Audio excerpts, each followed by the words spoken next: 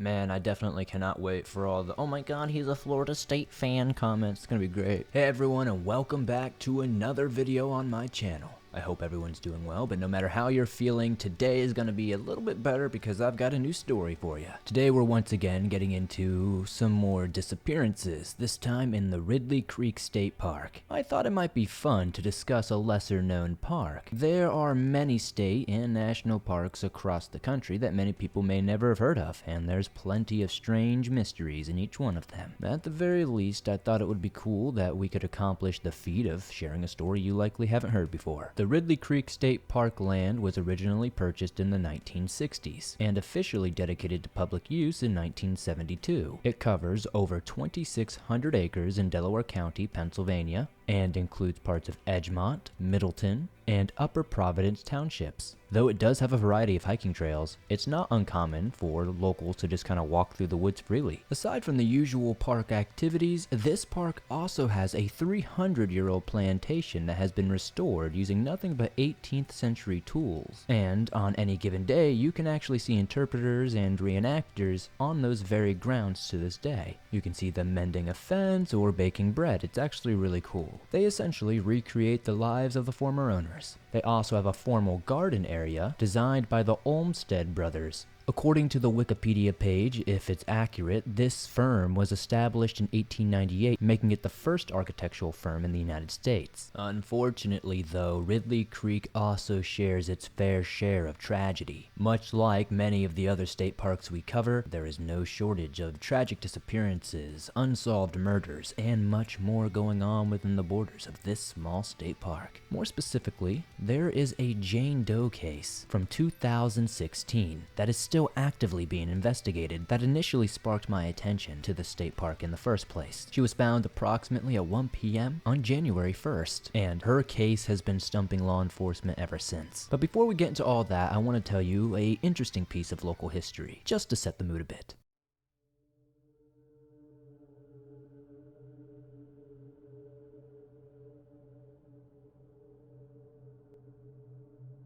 Thanks to library archives, a current resident by the name of Carla Welsh found a newspaper article from 1902, and she instantly knew that others would be just as interested in seeing this as she was. She then shared the information on her social media, and it quickly spread through the small town like wildfire. Interestingly enough, it seemed that many people weren't even aware of this piece of forgotten history. And luckily, Carla discovered it just by chance and was able to resurface it for all of us to enjoy, or I guess, be aware of.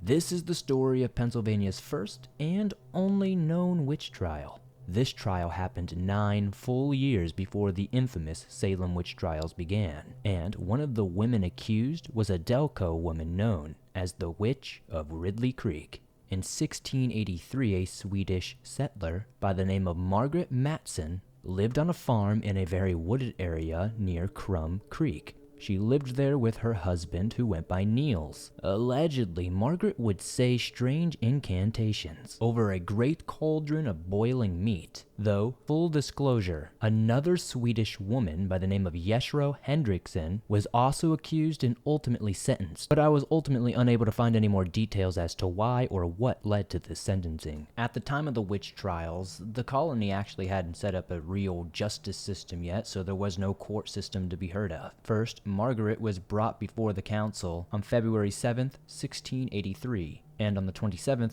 she had her trial with a grand jury in Philadelphia. A petit jury, witnesses, the attorney general, and the governor were all there. She would plead not guilty, and witnesses would go on to claim that they heard that she was a witch through some very unreliable sources going around town. One man actually stood up and said 20 years prior he had heard that Mattsson was a witch through the grapevine. So basically, there was never any evidence that this woman had harmed anybody, had put spells on anybody. She just so happened to be foreign, probably spoke a little bit differently, probably was doing something just in her native tongue, and was scaring people. But to be honest, did you really think the witch trials were any different? I'm not really all that shocked, because when I imagined the whole witch hysteria in the 16 and 1700s, I kind of imagined it being much like this. I heard she was a witch. Margaret did have an interpreter to help her speak, but she didn't have a lawyer. Despite this, she did relatively well in defending herself. She constantly reminded the jury that each allegation was in fact only hearsay. The jury did reconvene and even came with a verdict that very day. Matson was found guilty of having the common fame of a witch, but not guilty in the form of which she stands indicted. I think this basically translates to, you definitely have the reputation of a witch, but we have no proof to show that you are actually a witch. The punishment was actually fairly light, especially for those days. Apparently, Margaret was only required to pay a £50 fine and practice good behavior for 6 months. Obviously, this is a very different result from what happens 9 years later in Salem, when people are basically just cutting heads off for no reason. Thankfully, this didn't end in some bloodshed. Anyways, that's it for this witchy story. Praise Shrek, hallelujah. Let's move on to the actual mysteries of this video.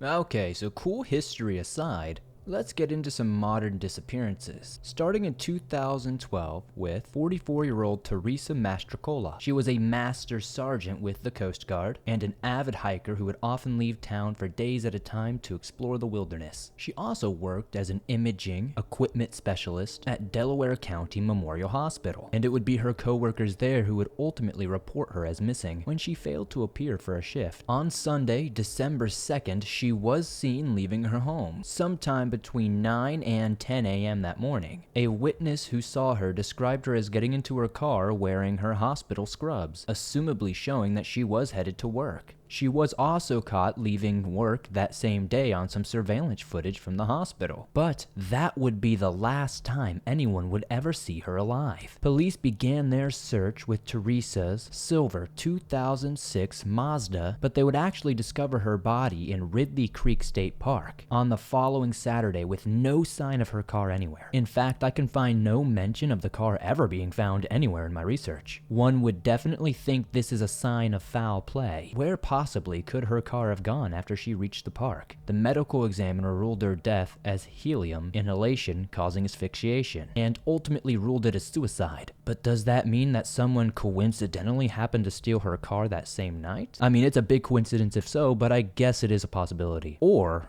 was it not really a suicide after all? There is very little known information about this case. Maybe we're missing a key detail to make this whole thing fall into place. Who knows? But as it stands currently, this is basically all we know about this story, and I'll definitely keep you updated if we get any more new information around this story. As for that Jane Doe case no one even knew about until 2016, on New Year's Day, when a couple was hiking through the park, they just so happened to veer off trail into one of the more densely wooded areas of the park, only to discover a body and immediately dial 911. State troopers arrived on the scene, and after a 20-minute trek to the area the couple had been, they then saw the remains. They were fully skeletonized and clearly had been there for quite some time. After their initial examination, investigators thought that she probably had died sometime in the winter of 2014. She was a slender, white female with brown hair and a prominent jawline. Though they originally believed her to be in her early 20s, that estimate was eventually revised and bumped up to 45. Her height ranged from 5'3" to 5'10". Unfortunately, this is an incredibly vague description. This description could probably be applied and be applicable to most women we know in our everyday lives. It doesn't really help anybody slim down anything. Investigators tried their damnedest to try to find any information or tips that could help identify this Jane Doe, but to no avail. Jane Doe's death was nearly impossible to determine, but police, for some reason, were rather confident that they could identify her rather shortly. Upper Darby Police Department Superintendent Mike Chitwood stated he believed it could be the remains of Amanda DeGio, who did go missing in 2014. This statement was taken very poorly by the family, though. Amanda's sister Nicole made a statement on Facebook saying the comments were inappropriate and unnecessary. After receiving information that the remains were in fact not her sister, Amanda had all 4 of her wisdom teeth pulled, and Jane Doe still had all 4 of their wisdom teeth. When the the 24-year-old mother of two from Drexel Hill vanished, she left behind her phone, her wallet, and didn't bring any extra clothing, though she was not reported missing until August 27th. She had not been seen by her family since returning from Florida in the first week of June, and since it's reported that she doesn't drive, it's unknown how she left home. Nicole worried her sister was being held against her will somewhere, and often searched for her sister in areas well known for drug use and other things. She mentions that she went and looked everywhere in every bad neighborhood possible where she could think somebody would be holding someone. I should be upfront and note that on the FBI's website, it does note that Amanda was a known heroin addict, but I don't think that makes their life in this case any less important. Drug use is a ugly thing, and we all most likely have family members who have dealt with it in some form or another. Addiction can really ruin somebody's life, even if they are a great person. So we shouldn't use that as who they are. They're still valuable, and so many cases get swept under the rug because of these connotations. Nobody is lesser in society because of their hardships. Amanda was also known to suffer from bipolar disorder. Though the case is now over 8 years old, investigators are still diligently looking into what happened to Amanda. Investigators are in fact still following every lead. This past September, local and federal authorities searched a property of a home on Red Bump Road in Nottingham. Amanda's mother and sister were on scene that day, but unfortunately no closure would be found. No remains were found on the property, and Amanda's case remains unsolved. With another case so similar, the odds that a match would be made seemed to be in the investigators' favor. Just kidding. That's not really the case most of the time, is it? Jane Doe remained unidentified. Her dental records and DNA were checked against the National Missing Persons Database, but no dice. They even had isotope analysis done on her hair and teeth to help determine maybe where she lived. And it revealed that she was most likely born in Pennsylvania or a surrounding state. Eventually, investigators turned to the Florida Institute of Forensic Anthropology and Applied Science in order to create a facial reconstruction of the victim. With a new image to show to the public, authorities were feeling reinvigorated that someone may just recognize Jane Doe. Unfortunately, though, they still weren't so lucky. When the case began to run cold, officials released a description of everything found with the body, which consisted of Gloria Vanderbilt brand blue jeans, a blue winter jacket, and a pair of size 9 black totes boots. Nearby was a green plaid blanket and a Route 66 backpack, a navy blue canvas bag, a pair of size 9 gray and pink sneakers in the Skechers brand, a box cutter, and 2 empty pill bottles. Again, this resulted in 0 leads. It seemed as if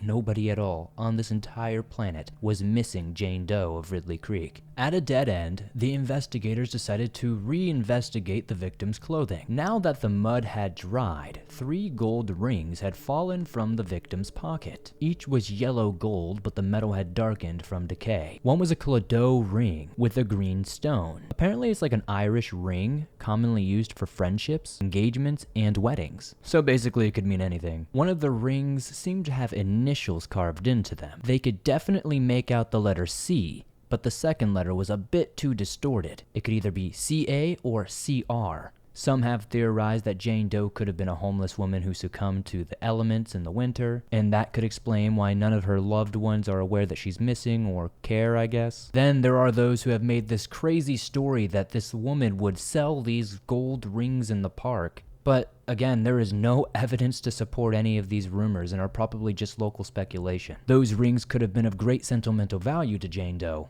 but I guess we will never know.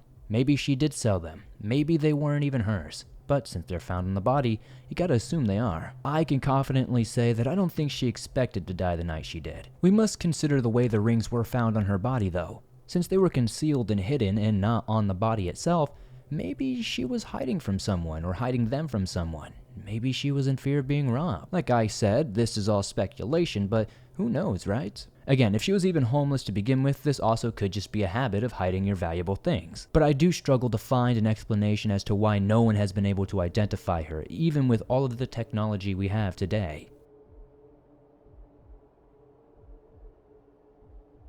Let's close today's video with a discovery made just this past March, when a volunteer organization by the name of Adventures with Purpose sent divers to Ridley Creek Marina. This group has actually been responsible for solving multiple missing persons cases in this manner. This time, they were contacted by the family of James Amabile, a man who went missing in 2003 at the age of 38. The day James disappeared, he was on his way back from the babysitter's house picking up his children. He called the babysitter to say he would be about 5 to 10 minutes late picking up his daughters. After that call, they never heard from him again. The location his body was ultimately discovered is actually only a couple of blocks away from the babysitter's home, which only makes the situation that much more tragic. Perhaps there is something to be grateful for though. Apparently he was the only person in the vehicle at the time of this accident. Had this car crash happened after he picked up his daughters, this could be a much more tragic situation. James wore an insulin pump and would become disoriented due to low blood sugars. It is believed that this played a part in his demise. Thankfully, now the family can finally have closure and peace knowing this. While the license plate from the car was confirmed to be that of James, they could not confirm the identity until the coroner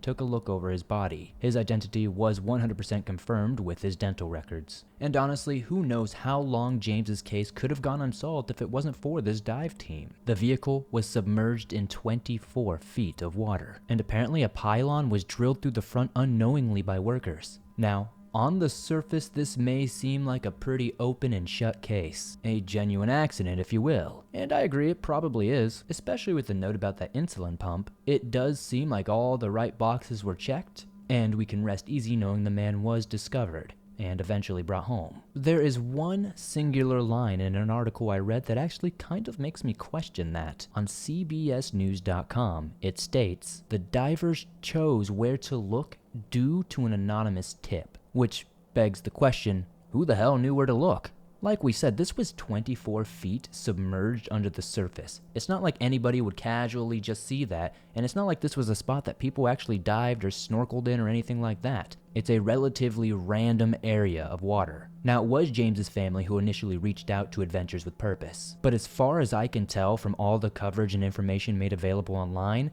the actual tip of where the car may be located didn't come from the family, and we don't know who it came from. Regardless, the case was ruled an accident, and is therefore unlikely to receive any more investigation. But I just can't help but wondering, accident or not, it's hard to imagine what James must have went through in his final moments. I can't imagine being the family as well, not knowing what happened to him for 2 decades. But hey, that's life for you. It's terrifying, and every day could be our last. So definitely hold your loved ones tight.